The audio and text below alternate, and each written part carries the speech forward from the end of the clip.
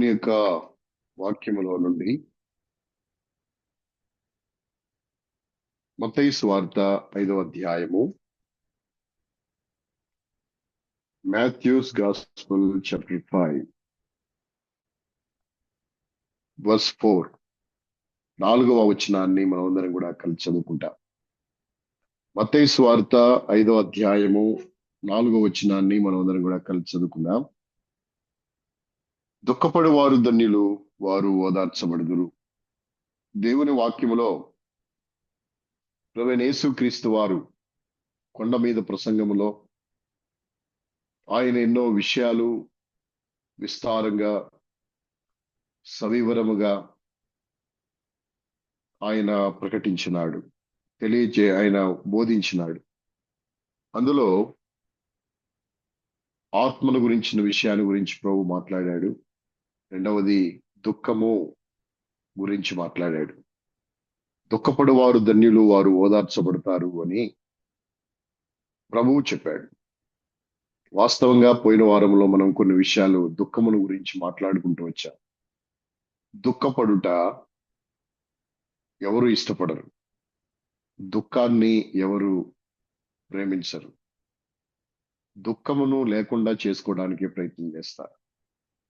అయితే దుఃఖము అనేది రెండు రకాలుగా ఉంటుందని, ఒకటి దైవ చిత్తానుసారమైన దుఃఖమని, రెండవది లోక సంబంధమైన దుఃఖమని దేవుని వాక్యములో మనం చూసాం. లోక సంబంధమైనటువంటి దుఃఖము మరణాన్ని తీసుకొస్తుంది. దైవ సంబంధమైన దుఃఖము రక్షణార్థమైన మారు మనసును తీసుకొస్తుంది అని. ఈ దుఃఖము మరణాన్ని తేదు ఈ దుఃఖము. కాబట్టి దుఃఖము వలన మన జీవితాలకి మేలే తప్ప కీడు ఎంత మాత్రము కాదు. ఈ దుఃఖం వలన మన జీవితాలకి ఆరోగ్యమే తప్ప అనారోగ్యం ఏమీ ఉండదు.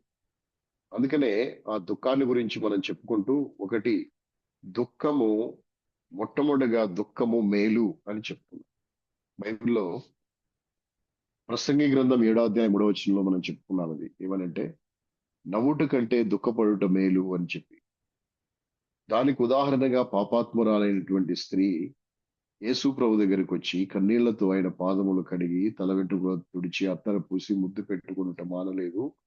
విస్తారంగా ప్రేమించింది గనక ఆమె విస్తార పాపాలు క్షమించబడ్డాయి. ఆమె జీవితంలో గొప్ప రక్షణ దేవుడు ఆమెకి ఇచ్చినాడు.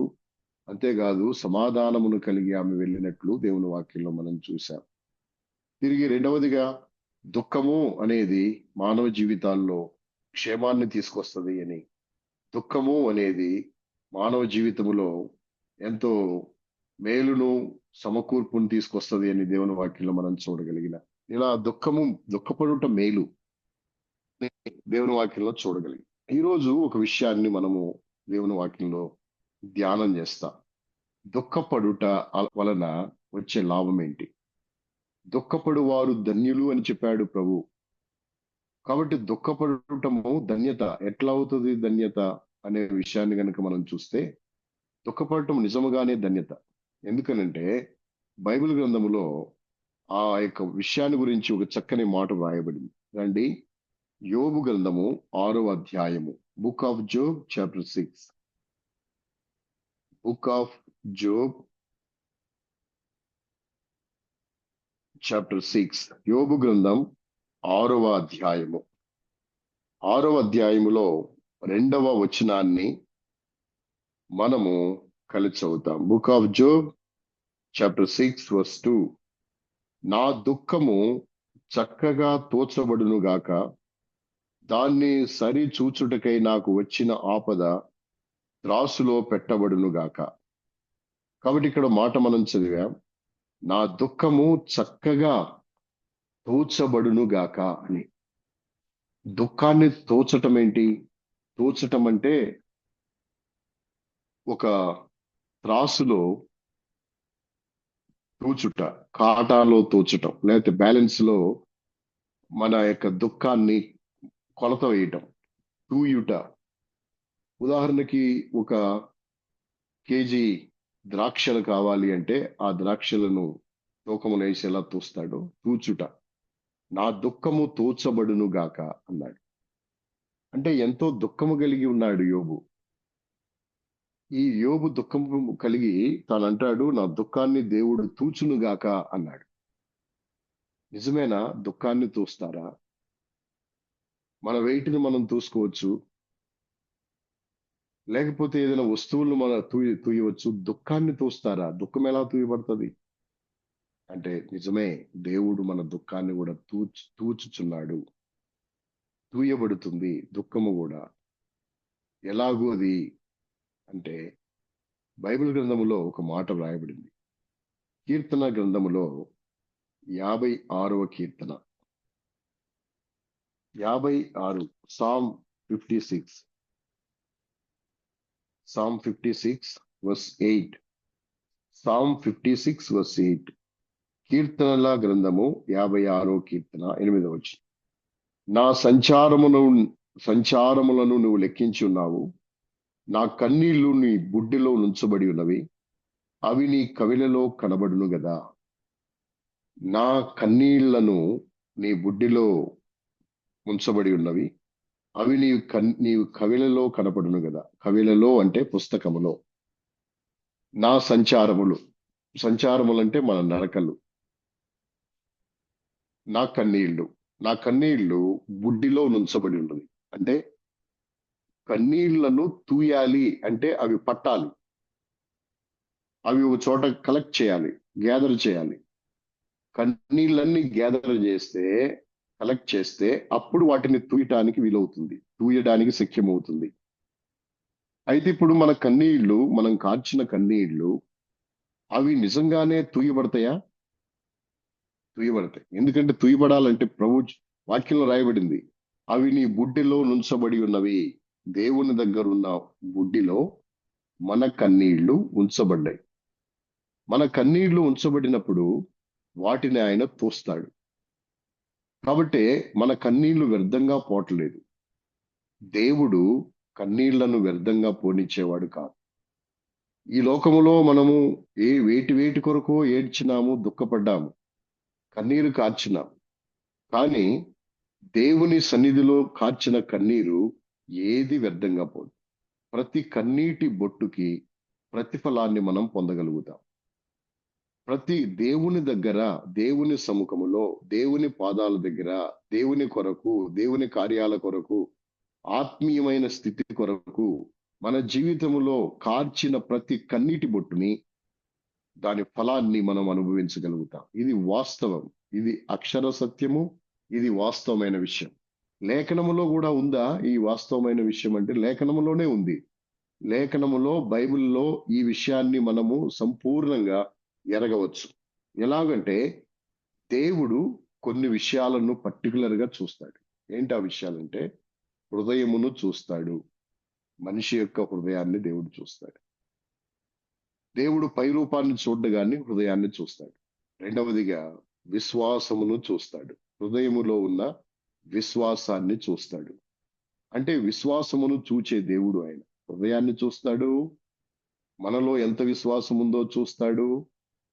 విశ్వాసమును చూస్తాడని చెప్పడానికి దేవుని వాక్యంలో మనం చూస్తాం. ఏమనంటే, ఆ పక్షవాయు కలిగిన వాడిని తీసుకొచ్చినప్పుడు మంచం మీద తీసుకొని వచ్చి పెంకులు విప్పి యేసు ముందు దించితే కపెర్నహూములో, ప్రభువు ఆ వ్యక్తిని స్వస్థపరిచే ముందు వారి విశ్వాసమును చూచి అని. అంటే మనుషుడు చూచినప్పుడు ఏదైతే మనిషి దృష్టికి కనపడదో ఆ కనపడని వాటన్నిటిని దేవుడు చూస్తాడు. హృదయమును, నా హృదయాన్ని మీరు చూడలేరు, మీ హృదయాన్ని నేను చూడలేను, కానీ మన హృదయాలను చూడగలిగిన వాడు దేవుడు. హృదయములో ఎంత విశ్వాసం ఉందో చూడగలిగిన వాడు దేవుడు. మనము వాళ్ళు చేసే పనుల వల్ల, వాళ్ళు చేసే వాళ్ళు మాట్లాడే మాటల వల్ల, వాళ్ళు చేసే ప్రార్థనల వలన, వాళ్ళు చేసే ఆరాధన వలన వీళ్ళు ఎంత విశ్వాసం కలిగిన వారో అని మనం అనుకుంటాం. కానీ వాళ్ళకి నిజంగా విశ్వాసం ఉందో లేదో మనం అనుకున్నంత విశ్వాసం ఉండొచ్చు, ఉండకపోవచ్చు వాళ్ళల్లో. కానీ విశ్వాసం ఉందో లేదో తెలిసే దేవుడికి తెలుస్తుంది. ఇప్పుడు మనం అనుకుంటాం, ఒక మనుషుడు ఉన్నాడు మా దగ్గరనే, ఆయన ఎంతో గొప్పగా ఆరాధన చేస్తాడు. ఎంత బాగా ఆరాధన చేస్తాడంటే దేవదూతలు కూడా చేయలేరేమో అంత మంచి ఆరాధన చేస్తాడు. అతను ప్రార్థన చేస్తే ఎంత అద్భుతంగా ఉంటదంటే, అబ్బాయి ఎంత మంచి పదాలు ఉపయోగించి ప్రార్థించినాడు అనుకుంటాం. కానీ ఆయనకి జ్వరం వస్తే ఆయన ఎంత భయపడిపోతాడు. చిన్న అనారోగ్యం వస్తే ఎంత భయపడిపోతాడు.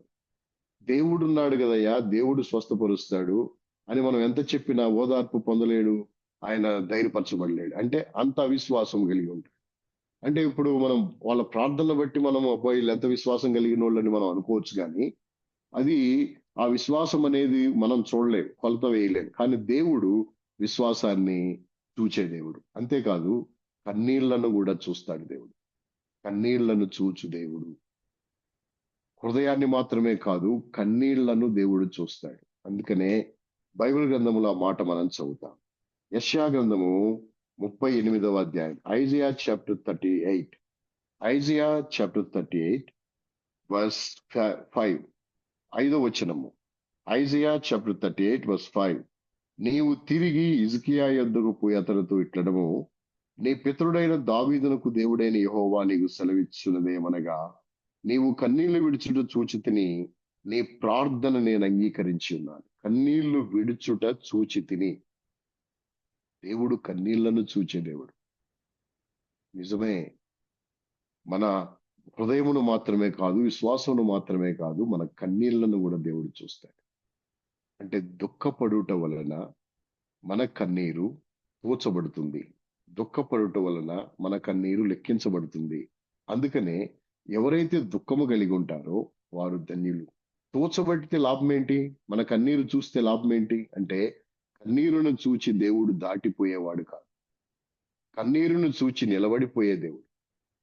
కన్నీరును చూచి కన్నీరు కార్చే వారిని చూచి దేవుడు ఎప్పుడు నిర్లక్ష్యంగా ఉండడు. మనమే నిర్లక్ష్యంగా ఉంటాం. వాళ్ళు ఏడుస్తున్నారంటే మనము కరిగిపోతాం. మనం ఏదో సాయం చేయాలని ప్రయత్నం చేస్తాం.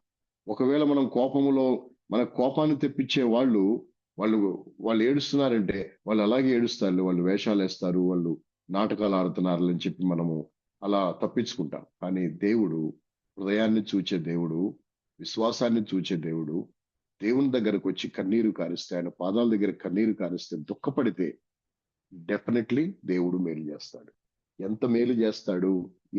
ఈ యొక్క సమయంలో ఈ బైబిల్ స్టడీలో మనము దుఃఖపడటం వల్ల, ఒక వ్యక్తి దుఃఖపడటం వల్ల అతనికి ఎంత మేలైందో ఆ విషయాన్ని ఈరోజు మనం ధ్యానం చేస్తాం. దుఃఖపడుట మేలు, దుఃఖపడుట క్షేమము, దుఃఖపడుట లాభము, దుఃఖపడుట మన జీవితాలకి ఎంత ఆధిక్యతో ఈరోజు మనం చూద్దాం. అందులో బైబిల్ గ్రంథంలో ఒక మనుషుడు దుఃఖపడ్డాడు. ఎవరా మనుషుడు అంటే, ఆ దుఃఖము అతనికి మేలు చేసింది. అతనే హిజ్కియా రాజు. హిజ్కియా రాజు గురించి మనందరికీ తెలుసు. యెషయా ప్రవక్తకు దేవుడు ప్రత్యక్షమై చెప్పాడు, హిజ్కియా యొద్దకు పోయి నువ్వు మరణమవుచున్నావు గనుక నీ ఇల్లు చక్కబెట్టుకోమని చెప్పయ్యా అని యెషయాకు దేవుడు ప్రత్యక్షమై సెలవిచ్చినాడు. అప్పుడు యెషయా ప్రవక్త హిజ్కియా రాజు దగ్గరకు వచ్చి, రాజా, దేవుడైన యెహోవా సెలవిచ్చిందేమనగా, నీవు మరణమవుచున్నావంట, నీ ఇల్లు చక్కబెట్టుకో అని చెప్పాడు. అని చెప్పి వెళ్ళిపోయినాడు యెషయా ప్రవక్త. ఈ మాట చెప్పాడు, మరణమవుచున్నావు, నీ ఇల్లు చక్కబెట్టుకో అని హిజ్కియాకి ఎప్పుడైతే చెప్పబడిందో, హిజ్కియా వెంటనే దుఃఖముతో ప్రార్థించినాడు. గోడ తట్టు ముఖము తిప్పుకొని. ఈ గోడ తట్టు ముఖము తిప్పుకొనుట అనే విషయము 2 సందర్భాలను మనకు జ్ఞాపకం చేస్తుంది. మొట్టమొదటి సందర్భము, రాజు గనక అతని ముందు సేవకులు, అతని ముందు సైనికులు, అతని ముందు యంత్రము వీళ్ళందరూ ఉంటారు గనక దుఃఖపడే వాళ్ళు, ఏడ్చేవాళ్ళు ముఖాన్ని కప్పుకుంటారు. మన దుఃఖము చూడకూడదని చెప్పి ముఖాన్ని కప్పుకొని వాళ్ళు రెండు చేతుల్లోకి ముఖాన్ని తీసుకొని ఏడవటము, దుఃఖపడటము పరిపాటిగా మనం చూస్తాం. అయితే ఈ సైనికులు, ఈ సేవకులందరూ ఉన్నారు గనక అతడు గోడ తట్టు తన ముఖాన్ని పక్కకు తిప్పుకొని ఏడవటం ప్రారంభించినాడు. అయితే ఇది ఒక కారణమై ఉండొచ్చు. రెండవ కారణం ఏమిటంటే, వెనక తట్టు చూసుకోవాలి. గోడ తట్టు ముఖం తిప్పుకొని గోడ వైపుకు, అంటే వెనక వైపుకు ముఖాన్ని తిప్పి ఏడుస్తున్నాడు. అంటే ఈ మాటను కూడా మనము పరిగణలోకి తీసుకోవాలి. ఎందుకు తీసుకోవాలంటే, గోడ తట్టు ముఖము తిప్పటము అనే విషయము వెనక్కి చూసుకున్నాడు అంటే అర్థం ఏంటంటే, తన జీవితాన్ని ఒకసారి రిమైండ్ చేసుకున్నాడు గనుకనే తాను ప్రార్థన చేశాడు. ఏం ప్రార్థన అంటే, అతని ప్రార్థనలో ఉన్న విషయాన్ని మనం చూడగలిగితే యెషయా గ్రంథం 38వ అధ్యాయము, Isaiah chapter 38 verse 3. Isaiah chapter 38 verse 3. నేను ఈ వచనాన్ని చదువుతున్నాను, మీరు గమనించండి. ఇది ఒక గొప్ప ప్రార్థన. ఈ ప్రార్థన గురించి కొన్ని నిమిషాలు నేను మీతో మాట్లాడాలి. ఏంటి ప్రార్థన అంటే, నేను చదువుతున్నాను ఐజియా చాప్టర్ 38 వర్స్ 3. అతడు తన ముఖమును గోడ తట్టు తిప్పుకొని, యెహోవా యథార్థ హృదయుడనై సత్యముతో నీ సన్నిధిని నేను ఎట్లు నడుచుకుంటునో, నీ దృష్టికి అనుకూలముగా సమస్తము నేను ఎట్లు జరిగించితునో కృపతో జ్ఞాపకము చేసుకునుమని హిజ్కియా కన్నీళ్లు విడిచుచు యెహోవాను ప్రార్థింపగా యెహోవాను ప్రార్థింపగా ఇతడు చేసిన ప్రార్థన ఎంత గొప్ప ప్రార్థన అంటే, ఈ రోజు వరకు ఎంత ధైర్యంగా, ఎంత బోల్డ్ గా ప్రార్థన చేసిన వాళ్ళు ఎవరు లేరు. ఒకవేళ ఉన్నారా అంటే, ఎంత ధైర్యంగా ప్రార్థించిన వాళ్ళు ఎవరున్నారు? ఎందుకో తెలుసా? ఇతడు గోడ తట్టు ముఖం తిప్పుకుంటే, వెనక్కి తను తాను చూసుకుంటే, తన జీవితాన్ని ఒకసారి పరిశీలించుకుంటే, అతనికి అర్థమైంది ఏంటంటే, నేను యథార్థంగా ఉన్నానా లేదా, నేను సత్యముతో ఉన్నానా లేదా, అనుకూలంగా సమస్తాన్ని చేశానా లేదా అని ఒక్కసారి చూసుకున్నాడు. మనం ప్రార్థన ఎలా చేస్తాం? హిజ్కియా ప్రార్థన పక్కన పెట్టి మన ప్రార్థన చూద్దాం. దేవుని దగ్గరికి రాగానే ప్రభువా, నేను ఎక్కడ తప్పోయాను, నేను ఎక్కడ జారిపోయాను, నేను ఎక్కడ పడిపోయాను, ఎక్కడ నీకు అవమానం తెచ్చాను అంటాం. కానీ హిజ్కియా, నేను నీకు అవమానం తెచ్చానేమో, నేను నిన్ను దుఃఖపరిచానేమో, నేను నిన్ను బాధ పెట్టానే అంటలేదు. అంటే అతడు బాధ పెట్టలేదు. అతడు అతడు అవమానం తేలేదు. అతని భక్తిని అతడు ధైర్యంగా దేవుని దగ్గర ప్రొజెక్ట్ చేయగలిగాడు. ఇలా ధైర్యంగా నేను యథార్థంగా ఉన్నాను, సత్యముతో నడుచుకున్నాను, సమస్తాన్ని దృష్టికి అనుకూలంగా చేశాను అని చెప్పగలగాలంటే, అది కూడా ఎవరి దగ్గర? దేవుని దగ్గర చెప్పగలగాలంటే నీకు నాకెంతో ధైర్యం కావాలి. అలాంటి ధైర్యము హిజ్కియాకు ఉంది. ఎందుకంటే అతడు నడుచుకున్నాడు గనక. ఇంకో విషయం, మనమేదో నేను యథార్థంగా లేనా అని మనం గనక నలుగురిలో మనం మాట్లాడినప్పుడు మనము బోకరిచ్చి మాట్లాడతాం. నేను ఎంత మంచివాడినో తెలుసా, నేను ఎంత యథార్థంగా ఉన్నానో తెలుసా అని చెప్పేసి మనం మాట్లాడతాం. ఎందుకంటే వాళ్ళకి మన సంగతులు తెలియవు కాబట్టి. అయితే దేవుడికి తెలుసు. ఎందుకంటే బైబిల్ గ్రంథంలో ఇలా రాయబడింది. 130వ కీర్తన 3వ వచనంలో, సామ్ 130 వర్స్ 3. ఒక్కసారి ఆ మాట చదువుతాం. సామ్ 130 130 3వ వచనం వర్స్ 3. యెహోవాను దోషములను కనిపెట్టి చూచిన ప్రభువా ఎవడు నిలవగలడు? నీవు దోషములను కనిపెట్టి చూచిన ఎడల ఎవడు నిలబడతాడు? ఇప్పుడు హిజ్కియా ఇలా నేను యథార్థంగా ఉన్నాను, నేను సత్యముతో నడుచుకున్నాను, నేను సమస్తమును అనుకూలంగా నీ దృష్టికి చేశాను అని చెప్తే, ఎక్కడ చేశావయ్యా నీవు? పలానా రోజు పలానా చేసావు కదా తప్పు. యథార్థం అది. వాడి పొలం తీసేసుకున్నావు కదా నువ్వు యథార్థంగా ఉన్నావా అని ఇవన్నీ చెప్పేస్తాడు ఆయన. ఎందుకని? ఆ రోజు పాపాత్మురాలైనటువంటి స్త్రీ, వ్యభిచారమందు పట్టబడిన స్త్రీని వాళ్ళు తీసుకొచ్చి పట్టు వదలకుండా అడుగుతున్నారు. కొట్టమంటావా వద్దంటావా అని చెప్పమంటే ప్రభు అన్నాడు, కొట్టండి, పాపం లేని వాడేవాడు రాయేయండి అన్నాడు. అప్పుడు నేల మీద ఏమో రాస్తున్నాడు? వాళ్ళ స్థితిగతులన్నీ, వాళ్ళ పాపములు, వాళ్ళ దోషములు, వాళ్ళ అతిక్రమాలన్నీ రాయగలుగుతున్నాడు. అంటే ప్రభువుకి మన దోషాలన్నీ తెలుసు. మన దోషములను కనిపెట్టి చూచేవాడు ఆయన. ఆయన కనిపెట్టి చూచినప్పుడు ఎవడు నిర్దోషిని నేనని చెప్పగలుగుతాడు? చెప్పలేడు. కానీ హిజ్కియా అట్టి గ్రహింపుతో ధైర్యంగా ప్రార్థన, నేను యథార్థ హృదయుడనే సమస్తమును సత్యముతో నడుచుకున్నాను, నేను నడుచుకున్నాను, నీ దృష్టికి అనుకూలంగా సమస్తము నేను చేశాను అని తను చెప్పినాడు. ఇది వెనక తట్టు చూసుకోవటం వల్ల అతని హృదయంలో తనకు వచ్చిన నిశ్చయత. అందుకనే తాను ధైర్యంగా దేవుని సన్నిధిలో ప్రార్థించినాడు. ఎప్పుడైతే ప్రార్థించినాడో హిజ్కియా, ఆ ప్రార్థనకు దేవుడు జవాబిచ్చినాడు. యథార్థముగా ప్రార్థించు వారికి దేవుడు జవాబిస్తాడు. యథార్థవంతుల ప్రార్థన ఆయనకేంటో తెలుసా? Proverbs chapter 15 verse 8. Proverbs chapter 15 verse 8. ఏముంది అక్కడ అంటే, భక్తిహీనులు అర్పించు బలులు యెహోవాకు హేయములు, నీతిమంతుల ప్రార్థన ఆయనకు ఆనందకరము. నీతిమంతులు ప్రార్థన చేస్తే, యథార్థవంతుల ప్రార్థన ఆయనకు ఆనందకరము అని రాయబడింది. యథార్థవంతులు ప్రార్థన చేస్తే ఆయనకు ఆనందం వస్తుంది. ఆయన ఆనందిస్తాడు. తెలుగులో ఒక సామెత ఉంది. ఏమిటి ఆ సామెత అంటే, ఒకడిని ఒకడిని చూస్తే పెట్టాలనిపిస్తుందంట, ఒకడిని చూస్తే కొట్టాలనిపిస్తుందంట. ఒకడిని చూసినప్పుడు కొట్టాలనిపిస్తుందంట, ఒకడిని చూస్తే పెట్టాలనిపిస్తుందంట. ఇప్పుడు యథార్థవంతులు ప్రార్థన చేస్తే దేవునికి పెట్టాలనిపిస్తుంది. యథార్థవంతుల ప్రార్థన దేవుడికి ఆనందాన్ని కలిగిస్తాడు. అందుకని అతని ప్రార్థనకు దేవుడు 5వ వచనంలో మనం చూసాం. 38వ అధ్యాయం 5వ వచనంలో యెషయా గ్రంథంలో ఏమని రాయబడిందంటే, అతడు హిజ్కియా యొక్క ప్రార్థన దేవుడు అంగీకరించినాడు, అతని కన్నీళ్లను దేవుడు చూచాడు. కాబట్టి యథార్థ హృదయముతో ప్రార్థించు. ఇలాగూ మనం ఎప్పుడు చెప్పగలము? ప్రభువా, నాలో ఏ బలహీనత లేకుండా నువ్వు చెప్పింది చెప్పినట్లు నీ వాక్యానుసారంగా నేను నడుచుకుంటున్నాను ప్రభువా అని మనం ఎప్పుడు చెప్పగలుగుతాం? అప్పుడు మన మన యొక్క ఆత్మీయ స్థితి ఉన్నతంగా ఉన్నట్లు, హిజ్కియా యొక్క ఆత్మీయ స్థితి ఉన్నతంగా ఉన్నట్లు ఉంది. కాబట్టి మనం ఆ స్థాయిలోకి రావాలి. ఎప్పటికప్పుడు ప్రభువా నేను తప్పాను, నేను జారిపోయాను, నేను పడిపోయాను, ఇక ఎంతకాలం జీవితకాలం పడిపోయాను, తప్పాను. ఆల్నైట్ ప్రేయర్లో మనం ఒప్పుకోలు ప్రార్థనలో చేసినప్పుడు ప్రతిసారి ఇదే పరిస్థితి. ఇప్పుడు ఈ వర్తమానం చెప్పాము, ఒప్పేసుకుంటాము. మళ్ళీ ఒక 4-5 నెలల తర్వాత ఇదే వర్తమానం చెప్పాము, మళ్ళీ అప్పుడు ఒప్పేసుకుంటాం. ఇప్పుడు ఒప్పేసుకుంటాం, మళ్ళీ అప్పుడు. అంటే అర్థం ఏంటి? ఒప్పేసుకుంటున్నావు కానీ విడిచిపెట్టేసేయట్లేదు. అతిక్రమం దాచిపెట్టేవాడు వర్ధిల్లడు, వాటిని ఒప్పుకొని విడిచిపెట్టేవాడు కనికరం పొందుతాడు. కాబట్టి సారికి మనం ప్రభు దగ్గరికి వచ్చినప్పుడు, ఇప్పుడు ఉదాహరణకి ప్రభువా నేను నిజంగా ఇన్ని అబద్ధాలు ఆడుతున్నాను ప్రభువా, నన్ను క్షమించు ప్రభువా అన్నావు. ఆ అబద్ధాలు ఆడేది విడిచిపెట్టు.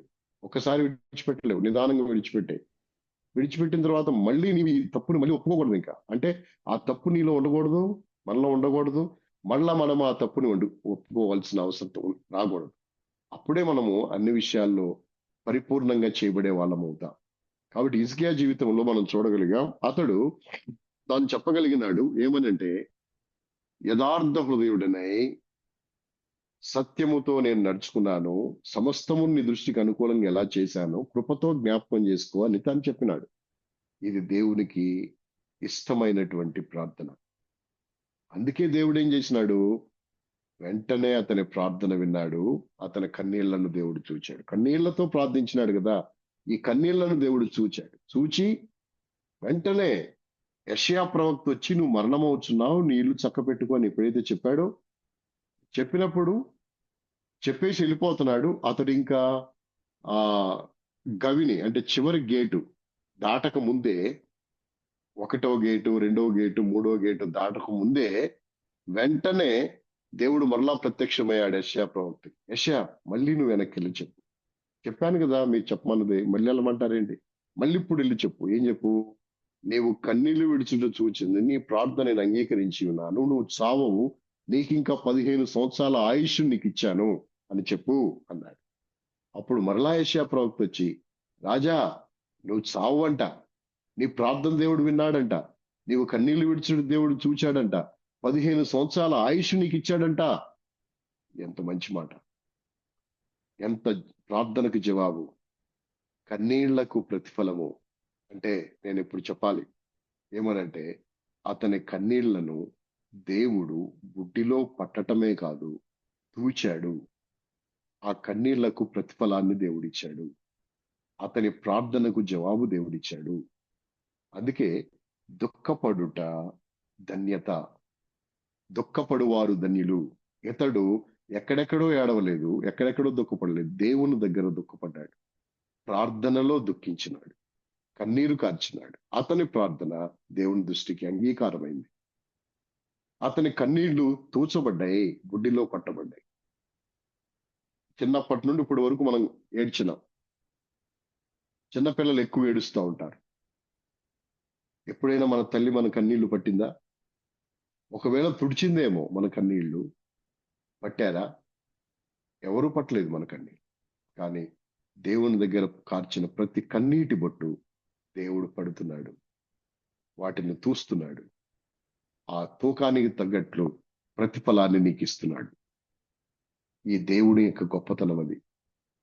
ప్రపంచములో దేవుళ్ళు అనబడిన వారు ఎంతో మంది ఉన్నారు. ఏడిస్తే పట్టించుకోవచ్చు, పట్టించుకోకపోవచ్చు. కానీ దేవుడు ఆయన దగ్గర నువ్వు దుఃఖపడితే నీ కన్నీళ్లను తుడుస్తాడు. నీ అంగలార్పును నాట్యముగా మారుస్తాడు. నీ దుఃఖాన్ని సంతోషముగా మారుస్తాడు.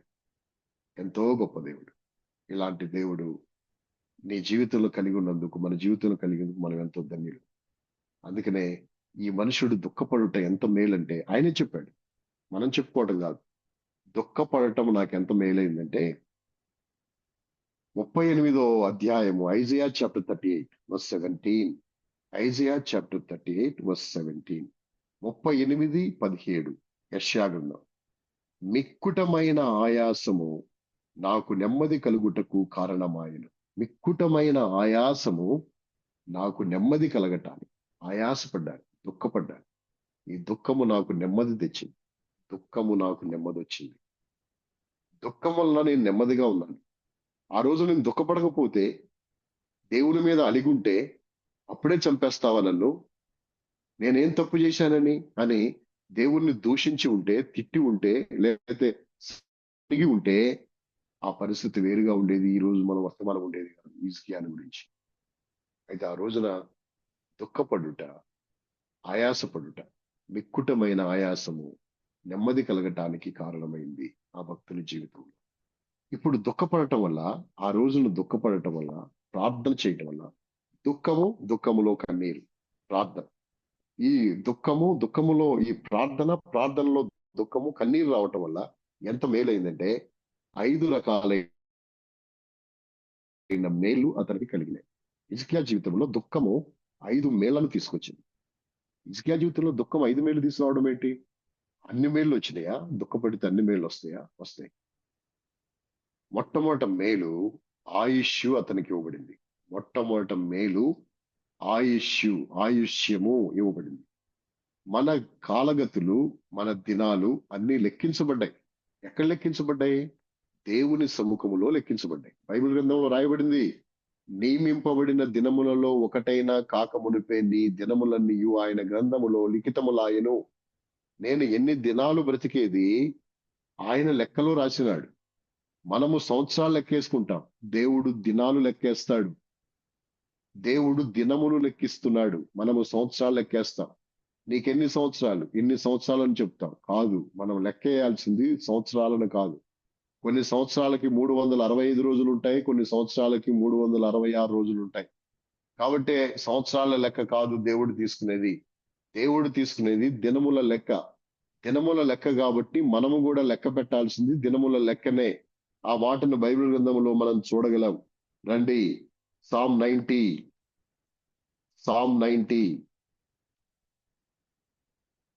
వర్స్ 12. 12వ వచనం, 90వ కీర్తన 12, సామ్ 90 వర్స్ 12. మాకు జ్ఞాన హృదయము కలుగునట్లుగా చేయము, మా దినములు లెక్కించుటకు మాకు నేర్పుము. మా దినములను లెక్కించుట మాకు నేర్పుము. దావీదు భక్తుడు అన్నాడు, నా దినముల పరిమాణమును నువ్వు బెత్తెడంతగా చేసి ఉన్నావు, నా దినముల లెక్క నాకు తెలియపరచుమని తాను చెప్పినాడు. నా అంతం ఎట్లుండినదో నాకు తెలియచేయము అని చెప్పాడు. కాబట్టి దినములు లెక్కించాలి. ఇక్కడ కూడా మనం చదువుతాం 139వ కీర్తనలో ఆ మాట మనం గమనిస్తాం. 139, Psalm 139, Psalm 139 verse 16. Psalm 139 verse 16. నేను పెండమునై ఉండగా నీ కన్నులను చూచి నియమబడిన దినముల్లో ఒకటైనా కాకమునిపే నా దినములన్నీ నీ గ్రంథములో లిఖిత, నా సంవత్సరాలన్నీ రాసినావని చెప్పలేదు, దినాలు. కాబట్టి దినాలు మనం పుట్టి ఈ రోజుకి ఎన్ని దినాలు, రక్షణ పొంది ఈ రోజుకి ఎన్ని దినాలు మనకు తెలియదు. తెలుసుకోవాలి దినాల సంఖ్య. నా దినముల లెక్క ఆయన దగ్గర ఉంది. అందుకనే మోషే భక్తుడు ప్రార్థన చేసి అన్నాడు, మాకు జ్ఞాన హృదయం కలుగునట్లుగా చేయము, మా దినములు లెక్కించుట మాకు నేర్పము. ఇక్కడ కూడా కీర్తనకారుడు 139వ కీర్తనలో తాను చెప్పగలిగినాడు 139 సామ్లో ఏమని అంటే, నియమింపబడిన దినముల్లో ఒకటైనా కాకమునిపే నా దినములన్నీ నీ గ్రంథంలో రాసిన. కాబట్టి దినముల లెక్క మనకు అవసరం. మన దినాలన్నీ లెక్కించబడుతున్నాయి. అందుకనే ఆ దినములు అనేవి మన జీవితంలో ఉన్నాయి. ఇప్పుడు ఈ మనుషునికి దేవుడు చెప్పాడు, ఏమన్నాడు తెలుసా?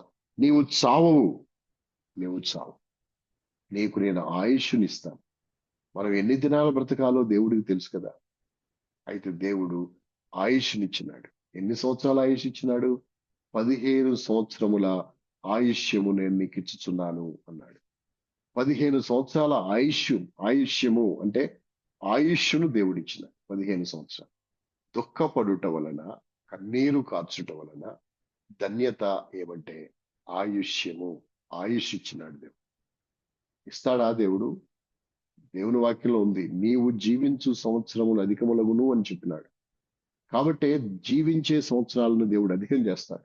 అందుకని మనము ఏం చేయాలంటే ప్రార్థన చేసి ప్రభు దగ్గర కన్నీరు కార్చినప్పుడు ప్రభు మనకి అన్నిటినీ మనం ఏమడుగుతామో అది దేవుడు అనుగ్రహిస్తాడు. అందుకని అతనికి సావు గనక, మరణం వచ్చేసింది గనక మరణాన్ని ఆపి, మరణాన్ని వెనక్కి పంపి 15 సంవత్సరాల ఆయుష్ ఇచ్చినాడు. ఇప్పుడు ఒకటి ఆయుష్. దుఃఖపడుట వలన, దేవుని సన్నిధిలో ప్రార్థనతో దుఃఖపడుట వలన ఆయుష్యం ఇవ్వబడింది. ఆయుష్ వచ్చింది, బానే ఉంది. కానీ అతనికి ఒక రోగం ఉందిగా, మరణకరమైన రోగం ఉంది ఆయనకి. ఈ మరణకరమైన రోగము పోవాలి కదా, తగ్గాలి కదా, అంటే ఆరోగ్యము రావాలి కదా. అంటే రెండవదిగా ఆరోగ్యము దేవుడిచ్చినాడు. ఒకటి ఆయుష్ ఇచ్చినాడు, రెండవది ఆరోగ్యం ఇచ్చినాడు. ఏంటంటే ఆ మరణకరమైన రోగాన్ని బాగు చేసినాడు. బాగు చేశాడనే మాట కూడా బైబిల్లో రాయబడింది. రండి, Isaiah chapter 38. Isaiah chapter 38 verse 21, verses 21, 22. 21, 22 వచనాలు. యెషయా గ్రంథం 38, 21, 22 వచనం. మరియు యెషయా అంజూరు పండ్ల ముద్ద తీసుకుని ఆ పుండుకు కట్టవలెను, అప్పుడు అతడు బాగుపడునని చెప్పెను. ఈ యెషయా ప్రవక్త చెప్పాడు. చెప్పినప్పుడు అంజూరపు పండ్ల ముద్ద తీసుకొచ్చి దానికి కట్టాలి, ఆ పుండుకు కడితే అతడు బాగుపడతాడు. మరణము పోతుంది, మరణకరమైన వ్యాధి నయమవుతుంది అని చెప్పాడు. అది ఒక పుండు, అది రాచపుండు అని అంటారు, క్యాన్సర్ పుండు అంటారు ఆ దినాల్లోనే. అయితే అంజూరు పండ్ల ముద్ద తీసుకొచ్చి కడితే బాగుపడతాడని చెప్పారు. అంజూరు పండు ముద్ద తీసుకొచ్చి కట్టారు, బాగుపడ్డారు, స్వస్థపరచబడ్డాడు. అంటే ఆయుష్ ఉండి ఆరోగ్యం లేకపోతే ఉపయోగం ఏంటి? ఆయుష్ ఉంది, బ్రతికే సంవత్సరాలు ఉన్నాయి, ఆరోగ్యం లేకపోతే బాధే కదా. అందుకనే దేవుడు ఆరోగ్యం కూడా ఇచ్చినాడు. ఆయుష్తో పాటు ఆరోగ్యం ఇచ్చినాడు. ఒకటి ఆయుష్ని ఇచ్చాడు, 2 ఆరోగ్యం ఇచ్చినాడు. మూడవదిగా అతని జీవితంలో ఒక గొప్ప అద్భుతం దేవుడు చేసినాడు. దుఃఖం వలనే, దుఃఖపడటం వల్లనే అద్భుతం చేసినాడు. ఏంటి అద్భుతం అంటే అది మామూలు అద్భుతం కాదు. అతడు ప్రార్థన చేశాడుగా, కృపతో జ్ఞాపకము చేసుకునుము అని. కృపతో జ్ఞాపకము చేసుకో అనే మాట ఎంత గొప్ప కార్యము జరిగించిందంటే అతని జీవితంలో. వాస్తవంగా జ్ఞాపకము చేసుకో అనే మాట మనం అనక్కర్లా, దేవుడు జ్ఞాపకం చేసుకుంటాడు. ఎందుకంటే మనుషుల్ని జ్ఞాపకము చేసుకోవడానికి వాడు ఏ పాటి వాడు, నరపుత్రుని దర్శించడానికి వాడు ఏ పాటి వాడు, మనల్ని జ్ఞాపకం చేసుకోవాల్సిన దానికి మనలో ఏముందని, ఏ యోగ్యత అర్హత ఉందని, ఏ క్వాలిఫికేషన్ ఉందని దేవుడు జ్ఞాపకం చేసుకోవాలి మనల్ని. కానీ దేవుడు మనల్ని నిత్యము జ్ఞాపకం చేసుకుంటాడు. అందుకనే బైబిల్లో రాయబడింది, తల్లి అయినా మరుచును, గర్భమున పుట్టిన బిడ్డను కరుణింపకుండా తన చంటి పిల్లను తల్లి మరుచునా, స్త్రీ మరుచునా, వారైనా మరుచుదురు కానీ నేను నిన్ను మరవను అన్నాడు. మరవను అంటే అర్థం ఏంటంటే నిత్యము మనము జ్ఞాపకంలో ఉంటాం. అయితే దేవుడు జ్ఞాపకం చేసుకుంటాడు. ఇక్కడ ఈ మనుషుడు కూడా ప్రార్థించినాడు, కృపతో జ్ఞాపకం చేసుకొని ఎప్పుడైతే చెప్పినాడో వెంటనే దేవుడు జ్ఞాపకం చేసుకున్నాడు.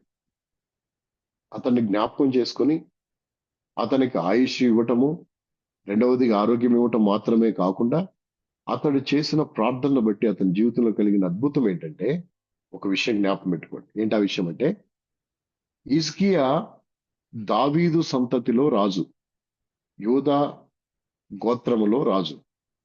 దావీదు, దావీదు తర్వాత అతని కుమారుడు అయిన సొలొమోను, సొలొమోను తర్వాత అతని కుమారుడైన అబ్- ఆ, ఆ, రెహబాము, రెహబాము తర్వాత అతని కుమారుడైన అబియా, అబియా తర్వాత ఆసా, ఆసా తర్వాత ఇలాగు హిజ్కియా, ఇలాగు వీళ్ళందరూ రాజులు అవుతా వచ్చిన. అయితే ఇప్పుడు హిజ్కియా మరణిస్తే అతనికి వారసుడు లేడు, కుమారుడు లేడు. హిజ్కియా మరణిస్తే సంతతి లేదు. ఇప్పుడు దేవుడు దావీదుతో వాగ్దానం చేశాడు, ఒక వాగ్దానం. ఏంటి వాగ్దానం అంటే, నీ సంతతిలో ఒకడు రాజుగా ఉండక మానడు, నీ సింహాసనాన్ని నేను స్థిరపరుస్తాను అని చెప్పాడు. కాబట్టి ఇప్పుడు రాజు లేడు. ఇప్పుడు హిజ్కియా మరణించినాడు అనుకోండి, హిజ్కియాకి కుమారుడు లేడు, రాజు లేడు. అప్పుడు దేవుని వాగ్దానం ఏమవ్వాలి? దావీదు సంతతిలో ఒకడు రాజుగా ఉండక మానడు అన్నాడు గనుక, దావీదు వంశావళిలో నుండి వచ్చిన ఈ మనుషుడు హిజ్కియా ఇప్పుడు మరణిస్తే రాజు ఎవరవ్వాలి? అందుకని రాజు లేడు గనక రాజు కావాలి, వారసుడు కావాలి. ఇప్పుడు ఈ 15 సంవత్సరాల ఆయుష్ ఎప్పుడైతే ఇచ్చినాడో, ఈ 15 సంవత్సరాల ఆయుష్ కాలంలో ఒక కొడుకు పుట్టాడు. ఇదేంటి? 15 సంవత్సరాల ఆయుష్లో కొడుకు పుట్టడం ఏంటి? అవును, ఈ 15 సంవత్సరాలని గ్రేస్ పీరియడ్ అనుకోండి. ఈ గ్రేస్ పీరియడ్ లో, ఈ 15 సంవత్సరాల్లో ఒక కొడుకును దేవుడు అనుగ్రహించినాడు. ఎప్పుడు అంటే దాన్ని బైబిల్లో మనం చూద్దాం రండి. సెకండ్ క్రానికల్స్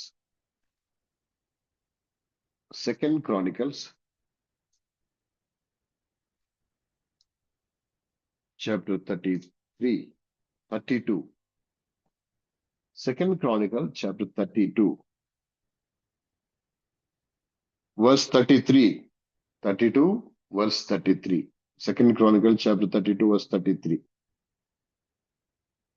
హిజ్కియా తన పితరులతో కూడా నిద్రించగా, హిజ్కియా చనిపోయినాడు. ఇప్పుడు లాస్ట్ లైన్ 33 వర్స్ లో లాస్ట్ లైన్. అతని కుమారుడైన మనష్షే అతనికి మారుగా రాజాయను. హిజ్కియా చనిపోయాడు, అతని కుమారుడు రాజయ్యాడు.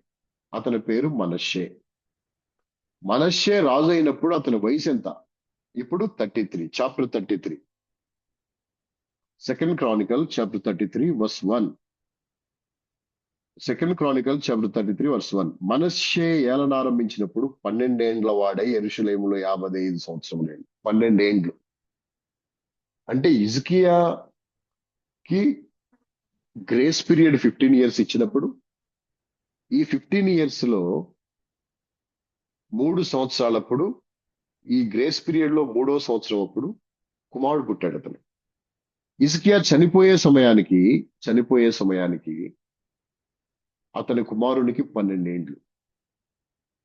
అతడు మరణించినాడు. అతని కుమారుడు మరణించినటువంటి హిజ్కియా యొక్క కుమారుడు మనష్షే 12 ఏండ్ల వాడై ఇశ్రాయేలు ప్రజలను పరిపాలించినాడు. అంటే ఈ పిల్లోడు, ఈ మనష్షే అనే కుమారుడు హిజ్కియా యొక్క గ్రేస్ పీరియడ్ లో జన్మించినాడు. ఆ దుఃఖము, ఆనాడు దుఃఖపడ్డాడే, ఆనాడు కన్నీరు కార్చాడే, ఆ దుఃఖము, ఆ కన్నీరు ఇవాళ ప్లస్ పాయింట్ అయింది హిజ్కియాకే కాదు, మొత్తము యోధా జనాంగానికి. ఎందుకంటే ఆ మాట, దావీదు సంతతిలో ఒకడు రాజుగా ఉండక మానడు అనే మాట ఉంది కదా, ఆ మాట నెరవేరడానికి కారణమైంది. అంటే హిజ్కియా జీవితంలో ఆ దుఃఖము, ఆ మిక్కుటమైన ఆయాసము అతని జీవితానికి నెమ్మది కలగటానికి కారణమైంది. ఆ రోజు దుఃఖపడకుండా ఉండుంటే, ప్రార్థన చేయకుండా ఉండుంటే పరిస్థితి వేరుగా ఉండేది. ఎప్పుడైతే దుఃఖపడ్డాడో, ప్రార్థించినాడో, ఒకటి ఆయుష్ ఇచ్చినాడు, 2 అతని జీవితంలో ఆరోగ్యం ఇచ్చినాడు, 3వది వారసుని ఇచ్చినాడు. వారసుడు అంటే కుమారుడిని దేవుడు అనుగ్రహించినాడు. ఈ కుమారుడు 12 ఏండ్లప్పుడు అతడు మరణించిన తర్వాత యూదా వారికి రాజు అయినాడని దేవుని వాక్యంలో మనం చూడగలిగాం. ఇవి 3 అద్భుతాలు. ఈ 3 అతని జీవితంలో అతడు పొందుకున్నది. ఇది కేవలము ప్రార్థన, దుఃఖము వలన కలిగినవి, కన్నీరు కార్చటం వలన వచ్చిన లాభాలు. కన్నీటి వలన 4వ మేలు కూడా ఉంది. ఏంటా మేలంటే, ఇది చాలా అద్భుతం. ఇది ఎంత అద్భుతం అంటే అద్భుతమే. వాస్తవంగా అద్భుతం అంటే ఉదాహరణకి మనం ఒక మామిడి చెట్టు కిందకి వెళ్ళాం. మామిడి చెట్టు కింద కూర్చున్నాం. ఆ మామిడి చెట్టు ఫలాలతో ఉంది. మనము కాయలు ఆ ఫలాలను తినాలనుకుంటున్నాం. ఎంతలో అది మన ఎదురుగా పడింది అనుకోండి. మనం ఏమంటాం? అద్భుతం అంటాం. అద్భుతం అది కాదు. పండిన మామిడి పండ్లు పడతాయి. తప్పకుండా పడాలవి. పండిన తర్వాత అది పడతది. దాన్ని అద్భుతం అనలేం. ఏది అద్భుతం అనవచ్చు అంటే మనము ఈ పండిపోయిన మామిడి పండు కింద పడి మళ్ళా వెళ్లి మామిడి చెట్టుకు అతుక్కుంటే అది అద్భుతం. కిందది కింద పడిపోయిన మామిడి పండు మళ్ళా ఎగిరి వెళ్లి ఆ మామిడి చెట్టుకు అద్దుకుంటే అది అద్భుతం. ఏంటి అద్భుతము అంటే అవి అద్భుతాలు. ఇప్పుడు ఇతని జీవితంలో కూడా ఒక అద్భుతం, మహా అద్భుతం ఇది. ఏంటి అద్భుతం అంటే యెషయా ప్రవక్త వచ్చి అన్నాడు, అయ్యా నువ్వు బాగుపడతావు, అంజూరు పండ్లు ముద్ద కట్టుకో, దేవుడు 15 సంవత్సరాల ఆయుష్ నీకు ఇచ్చినాడు, నువ్వు బాగుపడతావు అని చెప్పాడు. చెప్పిన తర్వాత హిజ్కియా ప్రవక్త అన్నాడు, నేను బాగుపడతానటానికి గుర్తేంటి, రుజువేంటి, ప్రూఫ్ ఏంటి అని అడిగాడు. నేను బాగుపడతానంటానికి ప్రూఫ్ ఏంటి అన్నాడు. ఎందుకంటే ప్రవక్త వచ్చి చెప్పాడు కదా చచ్చిపోతున్నావని. రేపే ఇల్లు చక్కబెట్టుకోమని చెప్పాడు కదా. కాబట్టి ఇల్లు చక్కబెట్టుకుని నువ్వు చచ్చిపోతున్నావు అని చెప్పాడు కాబట్టి మళ్ళీ ఇంతలోనే 15 సంవత్సరాల ఆయుష్ వచ్చేసింది నీకు అని చెప్పినప్పుడు ప్రూఫ్ ఏంటి? నేను బాగుపడతానంటానికి, నేను బాగుపడి మందిరంలోకి వెళ్తానంటానికి ప్రూఫ్ ఏంటి అని అడిగినాడు. రుజువేంటి అని అడిగితే అప్పుడు ఆయన చెప్పాడు ఏమనంటే, సరే ఏం కావాలో చెప్పు, నీకు రుజువేం కావాలి? ఆహాజు ఎండ గడియారం మీద ఆహాజు యొక్క ఎండ గడియారం మీద నీడ 10 మెట్లు ముందుకెళ్ళింది కదా, ముందుకెళ్ళిన నీడ మళ్ళా వెనక్కి వస్తే నీకు ఇష్టమేనా అంటే అది ఇష్టమే. ముందుకెళ్ళిన నీడ ఇంకా ముందుకెళ్ళిపోద్ది కానీ వెనక్కి వస్తుంది, అలా వెనక్కి రావటము అది స్వల్ప విషయము కాదు అన్నాడు. అని అన్నప్పుడు ఆహాజు ఎండ గడియారం మీద 10 మెట్లు ముందుకెళ్ళిన నీడ మళ్ళా వెనక్కి రావాలి అంటే అర్థమైందంటే ఇప్పుడు మనకి సమయం ఎంత అయింది? సమయము ఇప్పుడు దగ్గర దగ్గర మీ సమయం వేరు కదా. ఇక్కడ ఇండియాలో 7 అయింది. ఇండియాలో 7 అయింది. ఇప్పుడు నేను ఒక విషయం చెప్తాను. ఈ ఆహాజు ఎండ గడియారం మీద ఇప్పుడు 6:20 అయింది అనుకోండి, 6:20 అనుకోండి. ఈ 6:20 అయిపోయి ఇప్పుడు 7 అయిపోయింది కదా, సమయం 7 అయిపోయింది. ఈ 7 అయిపోయినటువంటి 7 గంటలు అనేటువంటి సమయము మళ్ళా వెనక్కి వెళ్ళిపోవాలి. వెనక్కి వెళ్ళిపోవాలంటే మళ్ళా 6:20 వెళ్ళిపోవాలి. అంటే 40 మినిట్స్ వెనక్కి వెళ్ళిపోవాలి. ఇంకా 40 నిమిషాలు వెనక్కి నడిచింది అనుకోండి, ఎవరి గడియారములోనైనా ఇలా ముందుకు నడిచేటువంటి కాలము మళ్ళా వెనక్కి తిరిగి రావటము అంటే చాలా చాలా అసాధ్యం. అది ఎవరి జీవితాల్లో జరగదు. ఒకవేళ మనము ఆ అద్దము తీసి ఆ ముళ్ళులు తిప్పుకుంటే తప్పనిచ్చి అలా జరుగుద్దేమో గాని అందరి కాలమానం ప్రకారము అందరికీ ముందుకెళ్ళిపోయిన టైము మళ్ళీ వెనక్కి రావడం. ఇప్పుడు ఏడైంది, 6:20 అవుద్దా? మళ్ళీ ఇది ఎప్పుడు అవుద్ది 6:20? మళ్ళీ సాయంత్రానికి అవుద్ది 6:20. ఇప్పుడు అవుద్దా 6:20? అవదు. 40 నిమిషాలు మన వెనక్కి వస్తుందా? వెనక్కి రాదు. కానీ అతని కోసము దేవుడు ఈ విషయాన్ని జ్ఞాపకం పెట్టుకోండి, కాల చక్రాన్ని వెనక్కి తీసుకెళ్ళి ఎంత టైం అనేది నేను చెప్పలేను కానీ 10 గడులు, 10 అడుగులు, 10 మెట్లు నీడను బట్టి కొలత కొలిసేవాళ్ళు, నీడను బట్టి కాలమానాన్ని లెక్కించేవాళ్ళు పూర్వ దినాల్లో. మనోళ్ళు కూడా పొలాలకు వెళ్ళినప్పుడు, కోతలు కోసేటప్పుడు వాళ్ళ నీడ వాళ్ళ మీద పడితే 12 గంటలైంది.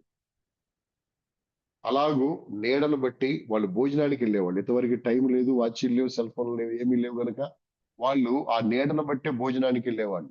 పని చేసి నీడ ఎంత టైం అయింది అని వాళ్ళు చెప్పేవాళ్ళు నీడను బట్టి. అలాగే ఆహాజు అనే రాజు ఒక ఎండ గడియారము తయారు చేసినాడు. దాని మీద నీడ ఏదైతే పడుతుందో ఆ నీడను బట్టి వాళ్ళు టైం లెక్కించేవాళ్ళు. అలా లెక్కించేటువంటి ఆ యొక్క కాలమానాన్ని తీసుకొని 10 అడుగులు ముందుకు నడిచిపోయినటువంటి టయాన్ని మళ్ళీ దేవుడు అతని కొరకు వెనక్కి తీసుకొచ్చాడు. అంటే తిరుగుతున్న కాలచక్రాన్ని దేవుడు వెనక్కి తిప్పినాడు. ఎవరి కోసము? హిజ్కియా కోసం. ఇది అద్భుతాలలో అద్భుతం ఇది. ఆనాడు యెహోషువ ప్రార్థన చేస్తే ఒక నాడెల్లా ఇంచుమించు ఒక నాడెల్లా సూర్యుడు అస్తమింప త్వరపడలేదు. దేవుడు కాలాన్ని స్తంభింపజేసినాడు. యెహోషువ ప్రార్థన విని దేవుడు కాలాన్ని ఆపేసినాడు. చంద్రుడిని ఆపేసినాడు. సూర్యుడు సూర్యుని చుట్టూ భూమి తిరుగుతుంది. ఈ భూమి తిరగకుండా దేవుడు ఆపేసినాడు. సూర్యుడాను గిబియోనులో, చంద్రుడని వయ్యాలో లోయలో నిలువు అంటే వాళ్ళు నిలిచిపోయినారు. ఒక రోజెల్లా వాళ్ళు నిలబడిపోయినారు. వాళ్ళ గమనాన్ని ఆపేసుకున్నారు. ఇశ్రాయేలీల కోసము దేవుడు సూర్య చంద్రుడిని ఆపి కాలచక్రాన్ని స్తంభింపజేసినాడు. హిజ్కియా కోసము దేవుడు కాలచక్రాన్ని స్తంభింప చేయటం కాదు, వెనక్కి తీసుకెళ్ళాడు, వెనక్కి తిప్పేసినాడు. ఇది అద్భుతం కాదా? ఇది సామాన్యమైన అద్భుతమా? దేవుడు చేసిన కార్యాలు ఎంత గొప్పవి. అందుకని హిజ్కియా జీవితంలో ఈ గొప్పతనాన్ని మనం చూడగలిగినాం. ఏమని?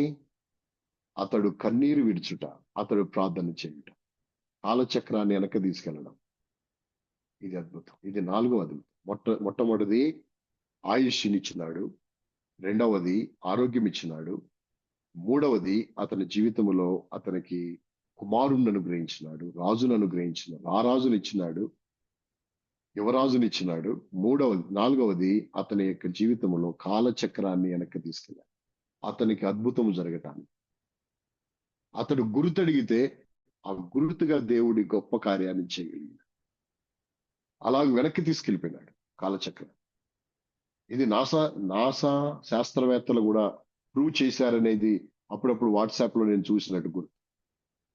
కొంత టైము అనేది కాలచక్రములో, కాలగమనములో కొంత టైం కనపడలేదు, అదృశ్యమైపోయింది. అంటే ఆ కనపడిన కాలం ఎక్కడెక్కడ ఉందయ్యా అంటే అక్కడేమో యెహోషువ కాలంలో కొంత టైము, ఇక్కడ హిజ్కియా కొరకు కొంత టైము. వాళ్ళు క్యాల్కులేట్ చేస్తే ఈ టయాలు కరెక్ట్ అయినాయి అని వాళ్ళు మెసేజ్లో, వాట్సాప్ లో నేను చూశాను ఒకసారి.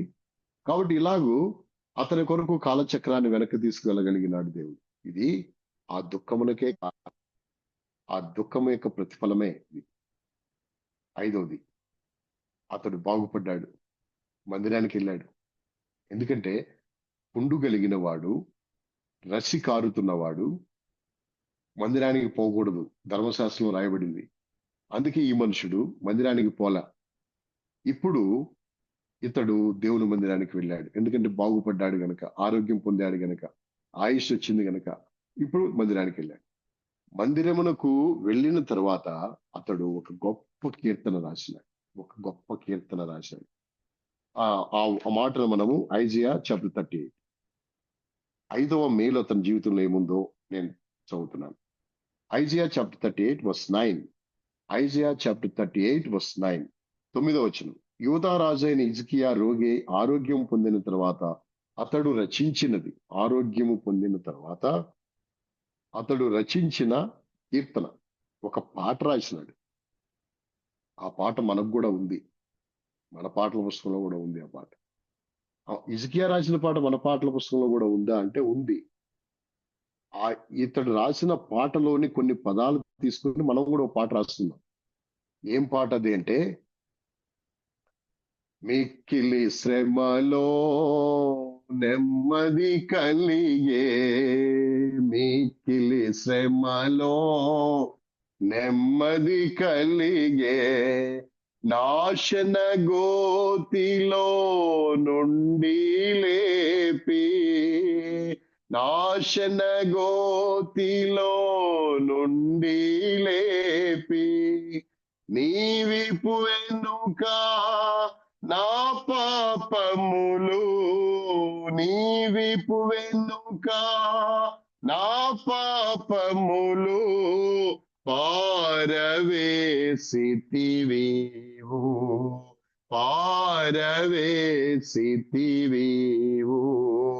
నేడు నేనారా రక్షకుని నా మదిలో చేర్చుకొన్నాను,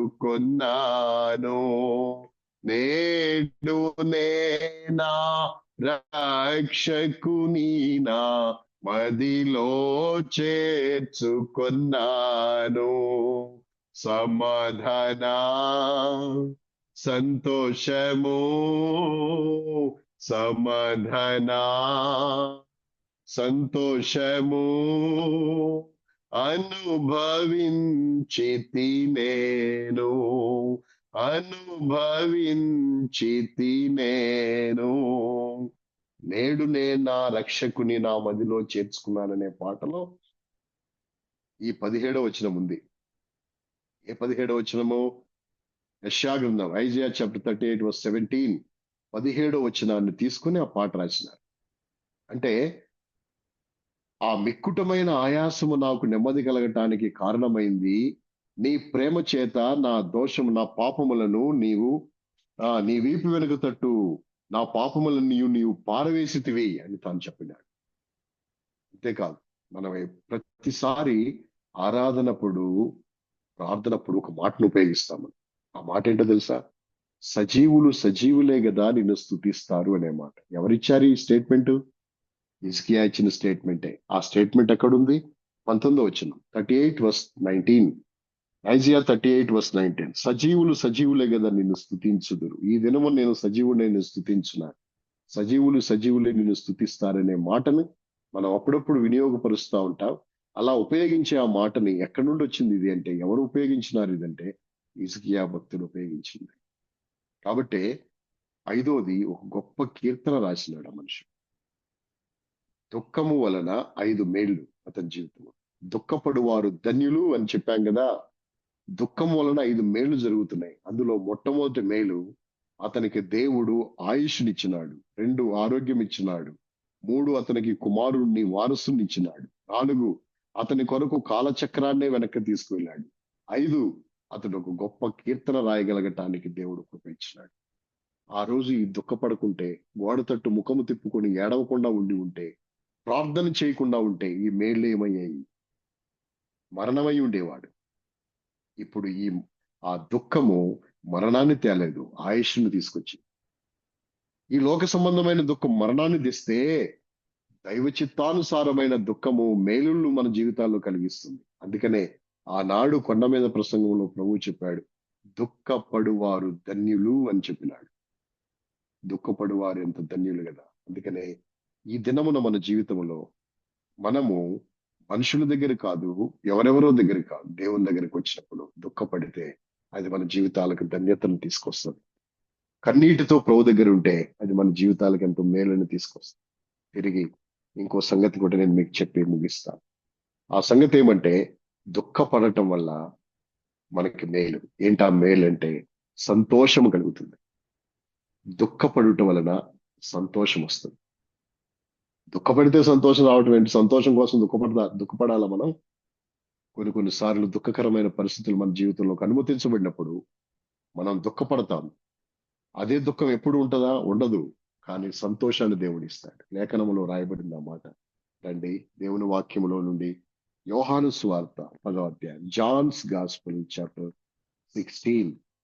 జాన్స్ గాస్పెల్ చాప్టర్ 16. యోహాను సువార్త 16వ అధ్యాయం, Johne's gospel chapter 16 verses 20, 22. verses 20, 21, 22. యోహాను సువార్త 16, 20, 22. మీరు ఏడ్చి ప్రలాపింతురు గాని లోకము సంతోషించు, మీరు దుఃఖితురు గాని మీ దుఃఖము సంతోషమగునని మీతో నిశ్చయముగా చెప్పుచున్నాను. 22వ వచనం verse 22. అటువలే మీరును ఇప్పుడు దుఃఖపడుచున్నారు గాని మిమ్మును మరలా చూచెదను, అప్పుడు మీ హృదయము సంతోషించును, మీ సంతోషమును ఎవడు మీ యొద్ద నుండి తీసివేయడు. మీరు దుఃఖింతురు, మీ దుఃఖము సంతోషమగును. మీరు దుఃఖపడతారు కానీ మీ దుఃఖమును ఒక దినాన నేను సంతోషముగా మారుస్తాను. మీ దుఃఖాన్ని నేను ఒక దినాన సంతోషంగా మారుస్తాను. దేవుడు దుఃఖాన్ని సంతోషంగా మారుస్తాడు. మన దుఃఖము సంతోషం అవుతుంది. యోబు భక్తుడు దుఃఖపడ్డాడు, అతని దుఃఖాన్ని సంతోషంగా మార్చినాడు. నెహెమ్యా భక్తుడు దుఃఖపడ్డాడు, అతని దుఃఖము సంతోషమైంది. ఇలా దుఃఖపడే వాళ్ళందరి దుఃఖాన్ని దేవుడు సంతోషంగా మారుస్తాడు. కాబట్టి దుఃఖపడు వారు ధన్యులు అనే మాటని మనం చూడగలిగిన ఇక్కడతో దుఃఖపడు వారు ధన్యులు అనే మాటని మనము ముగిస్తాము. అయితే ప్రక్కనే ఒక మాట ఉంది, వారు ఓదార్చబడతారు అని. ఓదార్చబడతారు అనే మాట, అది చాలా అద్భుతమైన మాట. ఓదార్చబడటం ఏంటి? దుఃఖపడే వాళ్ళని అలాగే ఉంచుతాడా దేవుడు? దుఃఖపడే వారు ధన్యులని చెప్పిన ఆ దేవుడు దుఃఖపడే వాళ్ళను దుఃఖపడండి ధన్యత వస్తుంది మీకు అని చెప్పి అలాగే ఉంచుతాడా? ఉంచడు, ఓదారుస్తాడు. ఎందుకు అంటే దేవుని వాక్యములో ఒక మాట మనం జ్ఞాపకం చేసుకోవాలి. యేసు క్రీస్తు ప్రభుని ఈ లోకములోనికి పంపించుటలో గల ఉద్దేశం, మనుషులు మరణఛాయల్లో ఉన్నారు, చీకటిలో ఉన్నారు. ఇప్పుడు అందరూ క్రిస్మస్ సందర్భముగా ఇది క్రిస్మస్ మాసమని, ఇది ఆనంద మాసం అని చెప్పి ఈ మాసానికి ఓ పేరు పెట్టి అందరూ సంతోషపడుతున్నారు. వాస్తవంగా మనిషికి సంతోషం లేదు, దుఃఖములో ఉన్నాడు. దుఃఖ నిరాశ యాత్రికులంతా దారి తప్పి ఉండగా ఆ దుఃఖ నిరాశ యాత్రికులైన వారిని తన దారిలోనికి తేవటానికి దేవుడి లోకానికి తీసుకువచ్చి, ఉదయించే దివ్య రక్షకుడు ఘోరాంధకార లోకములు అనే పాటలో దుఃఖ నిరాశ యాత్రికులంతా దారి తప్పిపోయి ఉండగా, అలా దుఃఖ నిరాశలో ఉన్నాం మనం, బాధలో ఉన్నాం. బాధలో ఉన్న వారిని విడిపించటానికి ఒక మాట చెప్పాలి. యేసు ప్రభుని ఈ లోకానికి పంపుట్లో గల మెయిన్ పర్పస్, మెయిన్ రీజన్, ఆయన ఈ లోకానికి వచ్చట్లో గల కారణం ఏంటంటే ఓదార్చటానికి వచ్చినాడు. పాపాలు తీసివేయడానికి వచ్చినాడనే మాట ఎంత వాస్తవమో, ఓదార్చటానికే పంపాను నేను అనే మాట వాస్తవమైనది. ఓదార్చుటకే వచ్చాడు అనే మాటని దేవుని వాక్యములో నుండి మనం జ్ఞాపకం చేసుకుందాం. 61వ కీర్తన 60 ఐజియా చాప్టర్ 61, యెషయా గ్రంథం 61. ఒకసారి ఆ మాట చదువుతాం. Isaiah chapter 61, Isaiah chapter 61 verse 2. యెషయా గ్రంథము 61, ఐజియా చాప్టర్ 61 verse 2. నేను చదువుతున్నాను, ఆ మాటను మీరు గమనించండి. యెహోవా హితవత్సరమును మన దేవుని ప్రతిదండన దినమును ప్రకటించుటకును, దుఃఖాక్రాంతులందరినీ ఓదార్చుటకును, సియోనులో దుఃఖించు వారికి ఉల్లాస వస్త్రములు ధరింపచేయుటకును, బూడిదకు ప్రతిగా పూదండను, దుఃఖమునకు ప్రతిగా ఆనంద తైలమును, భారభరితమైన ఆత్మకు ప్రతిగా స్తుతి వస్త్రమును వారికిచ్చుటకు ఆయన నన్ను పంపి ఉన్నాడు. యెహోవా తన్ను మహిమపరుచుకున్నట్లు వారికిచ్చుటకు ఆయన నన్ను పంపి ఉన్నాడు. ఆయన నన్ను పంపి ఉన్నాడు. ఎందుకు పంపినాడంటే దుఃఖాక్రాంతులందరినీ ఓదార్చటానికి దేవుడు నన్ను పంపినాడు. తండ్రి అయిన దేవుడు తన కుమారుడైన క్రీస్తుని లోకానికి పంపట్లో గల కారణము దుఃఖాక్రాంతులైన వారిని ఓదార్చటానికి. యేసు ప్రభు ఈ లోకానికి వచ్చిన దాటిలో మొదటి ఒక ప్రాముఖ్యమైన ఉద్దేశము, పర్పస్ ఏమంటే ఓదార్చుటకు పంపినాడు. ఓదార్చుటకు పంపినాడు గనుక ఆయన పని ఓదార్చటమే ఆయన పని. రెండవదిగా ఓదార్చుట అనేది వాగ్దానము. ఓదార్చుట అనేది వాగ్దానం. రండి దేవుని వాక్యములో నుండి ఆ మాటను మనము చదువుకుందాం. ఓదార్చుట అనేది వాగ్దానం. 51వ యెషయా గ్రంథము, Isaiah chapter 51, Isaiah chapter 51 verse 12. Isaiah chapter 51 verse 12. నేనే మిమ్మును ఓదార్చువాడను, చనిపోవు నరునికి తృణమాతృనగు నరునికి ఎందుకు భయపడదు. నేనే మిమ్మును ఓదార్చువాడను. దేవుని వాక్యంలో మనం ఇది వాగ్దానం. నేనే మిమ్మును ఓదార్చువాడను. కాబట్టి దేవుడు ఓదార్చేవాడు. మనల్ని దేవుడు ఓదారుస్తాడు. అందుకనే దేవుడు ఎలా ఓదారుస్తాడు? ఓదార్చును అని రాయబడింది. దుఃఖపడు వారు ధన్యులు, వారు ఓదార్చబడుదురు అని రాయబడింది. ఎలా ఓదారుస్తాడు? ఓదార్చడానికి వచ్చాడు అని మనం చదివాం. ఓదార్చడానికే పంపబడ్డాడు అని. ఓదార్చుట అనేది దేవుని వాగ్దానము, దేవుని అభయం. అది అంటే తప్పకుండా వాగ్దానం కనుక ఆయన ఓదార్చి తీరాలి. ఎలా ఓదారుస్తాడు అనే విషయాన్ని చదువుకుంటే 49 యెషయా గ్రంథం, యెషయా గ్రంథము 49వ అధ్యాయము 13. Isaiah chapter 49, Isaiah chapter 49 verse 13. Isaiah chapter 49 verse 13. శ్రమ నొందిన తన జనుల యందు జాలిపడి యెహోవా తన జనులను ఓదార్చి ఉన్నాడు. ఆకాశమా ఉత్సాహధ్వని చేయుము, భూమి సంతోషించుము, పర్వతములారా ఆనంద ధ్వని చేయుడి. తన ప్రజల యందు జాలిపడి యెహోవా తన జనులను ఓదార్చి ఉన్నాడు. జాలి పడతాడు దేవుడు. జాలిపడి ఓదారుస్తాడు. ఎలా ఓదారుస్తాడు దేవుడు అంటే, ఒక మాట నేను మీకు జ్ఞాపకం చేస్తాను బైబిల్ గ్రంథంలో. ఆ మాట ఏమంటే, నాయీను విధవరాలు, నాయీను అనే గ్రామంకు ప్రభు వచ్చాడు. అప్పుడు ఒక మనుషుడు మోసుకొని పోబడుతున్నాడు సమాధి చేయడానికి. అతను ఎవరు అంటే ఒక విధవరాలి కుమారుడు. ఇప్పుడు వీళ్ళందరూ ఏడ్చుకుంటూ ఆ పాడి వెంట వస్తున్నారు. వస్తూ ఉండగా యేసు ఫస్ట్ పాడి వెళ్తుంది. ఆ విషయాన్ని ఆ విధానాన్ని గమనించండి. పాడిని మోసే వాళ్ళు వెళ్తున్నారు. ఎక్కడైనా అది ముందు వాళ్ళు వెళ్తారు, అంతేగాని ఏడ్చేవాళ్ళు ముందెళ్ళరు. ఈ పాడిని మోసే వాళ్ళు వెళ్తారు. దాన్ని అనుసరించి మిగతా వాళ్ళు వెళ్తారు. మనం కూడా ఈ కాఫిన్ బాక్స్ ని ముందుకు తీసుకెళ్తా ఉంటాం. ఆ తర్వాత వీళ్ళందరూ కూడా లైన్ లో వెళ్తా ఉంటారు. అలాగే ఈ పాడిని మోసే వాళ్ళు వెళ్తున్నారు. వెనకాల ఈ విధవరాలు ఏడుస్తుంది. యేసు ప్రభు ఇలా వస్తున్నాడు. వచ్చినప్పుడు ఫస్ట్ వాడి పాడి కనపడుతుంది. పోయిన వాడి పాడి ఎప్పుడైతే కనపడుతుందో, చనిపోయిన వాడి యొక్క పాడి ఎప్పుడైతే కనపడుతుందో, యేసు వెంటనే ఆ చనిపోయిన వాడి పాడి దగ్గర నిలబడి వాడిని బాగు చేయాలి. కానీ యేసు ఏం చేసినాడంటే, పాడిని దాటి ఆ స్త్రీ దుఃఖాన్ని చూచి ఆమె దగ్గరికి వచ్చి ఆమెతో అన్నాడు, ఏడవద్దు అన్నాడు. ఇప్పుడు దేవుడి యొక్క యేసు వారి యొక్క మాట ఎలాంటిదంటే చాలా పవర్ఫుల్. ఎంత పవర్ఫుల్ అంటే, మన మాట యేసు కూడా కొత్త మాట లేదో సంస్కృతంలో లేకపోతే అరామిక్లో లేకపోతే లాటిన్ లో మాట్లాడలేదు ఆయన.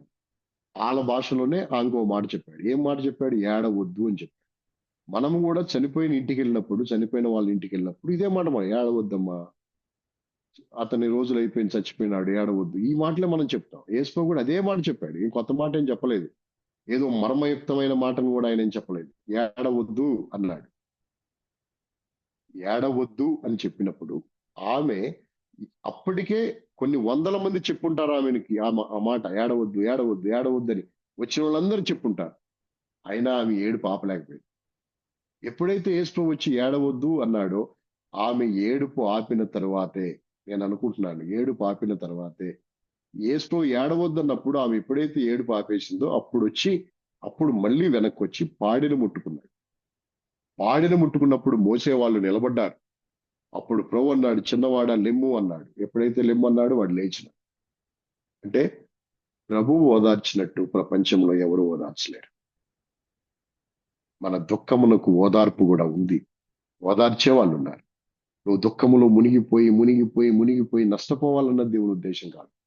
దుఃఖపడ్డావా, ధన్యుడు అయితే దేవుడు ఓదారుస్తాడు.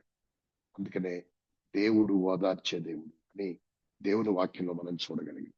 కాబట్టి దుఃఖపడి వారు ధన్యులు. ఎందుకు ధన్యులు? కొన్ని విషయాలు దేవుని వాక్యం లేఖనాలు చూశాను. అందుకనే ఎవరెవరి దగ్గర దుఃఖపడదు, దేవుని దగ్గరకు వచ్చి నశించిపోయే ఆత్మల కొరకు దుఃఖపడు, ప్రపంచం కొరకు దుఃఖపడు, పరిపాలకుల కొరకు దుఃఖపడు, పరిస్థితుల కొరకు దుఃఖపడు, చెదిరిపోయిన యూదుల కొరకు దుఃఖపడు, యెరూషలేము కొరకు దుఃఖపడు. నెహెమ్యా దుఃఖపడ్డాడు. అంతేకాదు, మన కుటుంబంలో ప్రభువు చెప్పాడు, నీ కోసం నా కోసం ఏడవద్దు, మీ కోసం మీ పిల్లల కోసం ఏడవండి అన్న. మన పిల్లల కొరకు మనం దుఃఖపడం. ఈ లోకములో మనము దేవుని దగ్గర దుఃఖపడితే ధన్యులమవుతాం. ఎవరు దుఃఖపడతారో జీవితం అంతా సుఖపడుతూ సంతోషంగా ఉంటారు. ప్రభు ఇచ్చిన సంతోషము గొప్పది. అలాంటి సంతోషం కలిగిన వారంగా ఈ లోకంలో మనం జీవించినట్లు ప్రభు మనకి సహాయపడును గాక.